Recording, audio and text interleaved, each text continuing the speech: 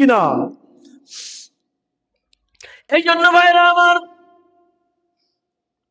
বলা হয়েছে, যদি কোনো ব্যক্তি নামাজকে ইহতিমামের সাথে মুহাব্বত নিয়ে আদায় করো, 5 প্রকারে আল্লাহ তাআলা সম্মানিত করবেন। আর যদি কোনো ব্যক্তি নামাজকে ইহতিমামের সাথে আদায় না করো, তাহলে মনে রাখবা 15 প্রকার শাস্তি তোমার জন্য অপেক্ষা করতেছে। এই দুনিয়ার মাঝে 5 প্রকার, মৃত্যুর সময় 3 প্রকার, কবরে যখন তোমাকে রাখবে, কবর রাখার সময় 3 প্রকার, কবর থেকে যখন উঠাইবে তখন 3 প্রকার। দুনিয়ার 5 প্রকার হলো, তোমার জীবনের মধ্যে কোনো বরকত থাকবে না। আর 2 নম্বর, তোমার চেহারার মধ্যে নেককারদের কোনো নূর পাওয়া যাবে না। 3 নম্বর, নেক লোকদের দুয়ার মধ্যে তোমাকে শামিল করা হবে না। 4 নম্বরে, তোমার কোন দোয়াকে আল্লাহ তাআলা কবুল করবে না। তোমার কোন দোয়া আল্লাহর কাছে কবুল হবে না। আর আল্লাহ রাব্বুল আলামিন তোমার কোন নেক কাজ আল্লাহর কাছে কবুল করবেন না। নেক ব্যক্তিদের দোয়ার মধ্যে কোনো হক থাকবে না। তোমার চেহারার নূর গুলোকে বিক্রি করে দেওয়া হবে। যতই তুমি দোয়া করো, দোয়া রব্বে কায়েমের কাছে দোয়া কবুল হবে না। তোমার জীবন থেকে বরকত গুলো উঠাই দেওয়া হবে। আমার ভাইরা আমার, মৃত্যুর সময় 3 প্রকার শাস্তি। জিল্লতের সাথে মৃত্যুবরণ করতে হবে, ক্ষুধার্ত অবস্থায় মৃত্যুবরণ করতে হবে। 3 নম্বর, পিপাসিত অবস্থায় মৃত্যুবরণ করবা। মনের মধ্যে ধারণা হয়ে যাবে, সমুদ্রের সমস্ত পানিগুলোকে যদি আমার সামনে হাজির করা হয়, সমুদ্রের সমস্ত পানিগুলো আমি একটানে খেয়ে শেষ করে ফেলব। কি মনে হবে? যে এত পিপাসা লাগবে, দরিয়ার সমস্ত পানিগুলোকে যদি আমার সামনে হাজির করা হয়, আমি দরিয়ার সমস্ত পানিগুলোকে এক টান দিয়ে খেয়ে ফেলবো, এত পিপাসিত হবে। আমার ভাইয়ের আমার, যখন কবরে রাখা হবে, কবরে রাখার সঙ্গে সঙ্গে 3 প্রকার শাস্তি। কবরে রাখার সঙ্গে সঙ্গে 3 প্রকার শাস্তি।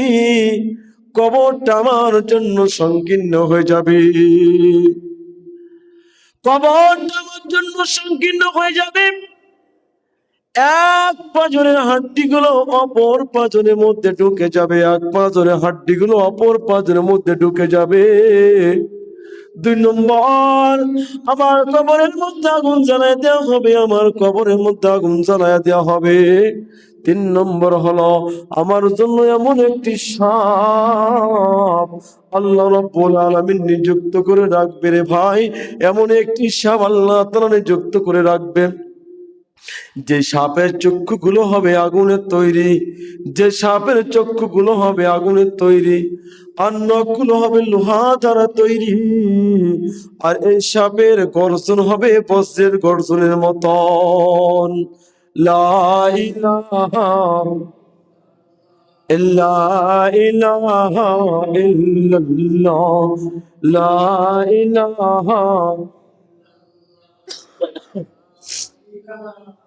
ইল্লাল্লাহ, লা ইলাহা,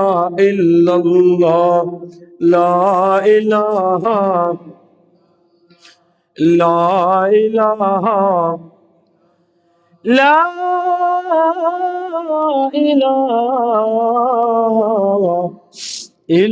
ইল্লাল্লাহু মুহাম্মাদুর রাসূলুল্লাহ সাল্লাল্লাহু আলাইহি ওয়াসাল্লাম। আমার ভাইরা আমার, বলতেছিলাম 1 নম্বর হলো, আমার কবরটাকে, কবরে 3 প্রকার শাস্তি। 1 নম্বর হলো আমার কবরটা সংকীর্ণ হয়ে যাবে। 2 নম্বর হলো আমার কবরে আগুন জ্বালায় দেওয়া হবে। 3 নম্বর হলো আমার কবরে এত বড় একটা সাপ রেখে দিবে আল্লাহ তাআলা, যেই সাপের চক্ষুগুলো হবে আগুনের তৈরি, যেই সাপের নখগুলো হবে লোহার তৈরি, যেই সাপের গর্জন হবে বজ্রের গর্জনের মতন। আমার ভাইয়েরা, আমার সাপ ডাক দিয়ে বলবে, আল্লাহর গোলাম রে, আল্লাহ রাব্বুল আমিন তোর জন্য নিযুক্ত করেছে, ফজর নামাজ নষ্ট করে দিয়েছো, যোহর পর্যন্ত কামড়াইতে থাকবো। আরে জোহর নামাজ নষ্ট করে ফেলেছো, আসর পর্যন্ত কামড়াবো। আসর নামাজ তুই নষ্ট করেছস, তোরে মাগরিব পর্যন্ত কামড়াবো। আর মাগরিব নামাজ তুই পড়স নাই, ঈশা পর্যন্ত কামড়াইতে থাকবো। ঈশার নামাজ পড়স নাই, ফজর পর্যন্ত আমি কামড়াইতে থাকবো। এটা আমার আল্লাহ পাকের অর্ডার।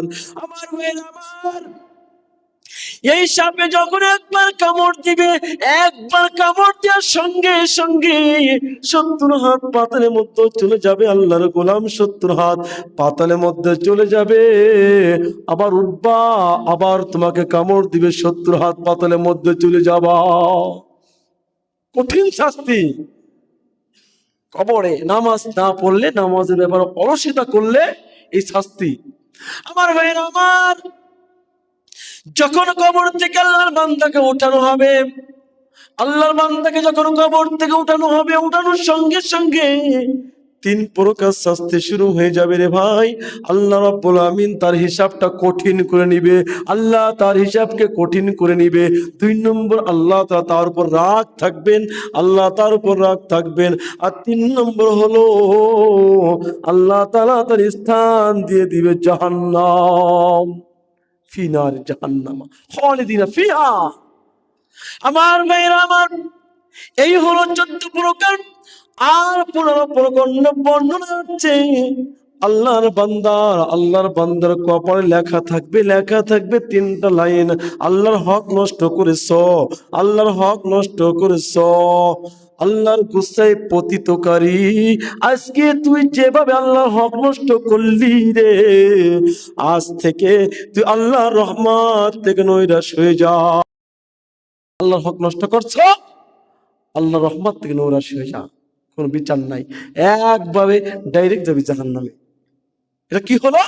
যে হাদিসের মধ্যে আসছে, যে ব্যক্তি ইহতিমামের সাথে 5 ওয়াক্ত নামাজ আদায় করবে, সে 5 প্রকার সম্মানিত হবে।